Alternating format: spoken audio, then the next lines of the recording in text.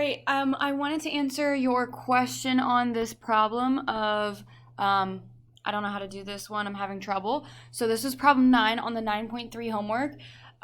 This student, I'm not going to use the name because I'm going to post this on the public YouTube page, but this student had already broken this square root down into -9 times the square root of 48 times the square root of m squared times the square root of n cubed, which is perfect. That's a great way to start.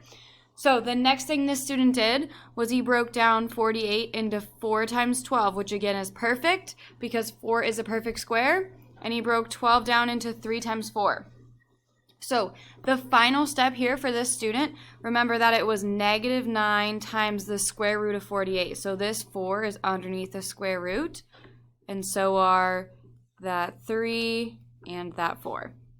Okay, this m and this n, square root of n, that is absolutely perfect. The square root of m squared is just m.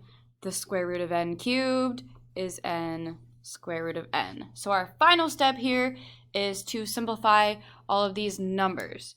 So if we're looking at the square root of 4, the square root of 4 is 2, and 2 again. So we have -9 times 2 times the square root of 3 times 2. Those are all of our numbers. Obviously, we still have these letters at the end, but we'll deal with those at the end.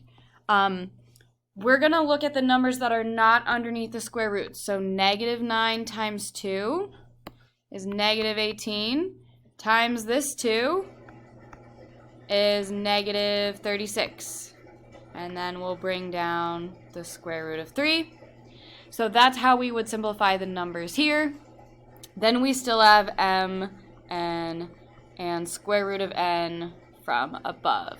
So your final step here, just to make it as simple as possible, you'd want to write it with one square root or one radical. So the stuff underneath the radical are going to be the 3 and the n.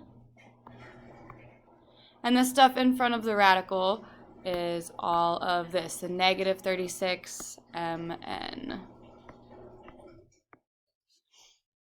All right, so hopefully that helps you if you are struggling with problem number 9 on your 9.3 homework. You should get -36 mn, square root of 3n as your final answer there. This was a great thing that this student did, starting this problem and saying, I don't know how to do this, I'm having trouble, because that was a very clear indication to me as soon as I looked at this homework that I could use this as a learning opportunity for all of us, and I could go over how to do this problem together. So if you are struggling with problems as you work through the assignments that I've given you, feel free to write little notes like that. That is wonderful for me.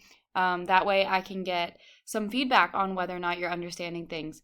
All right, so that's how to do number 9 on the 9.3 homework for Algebra 1.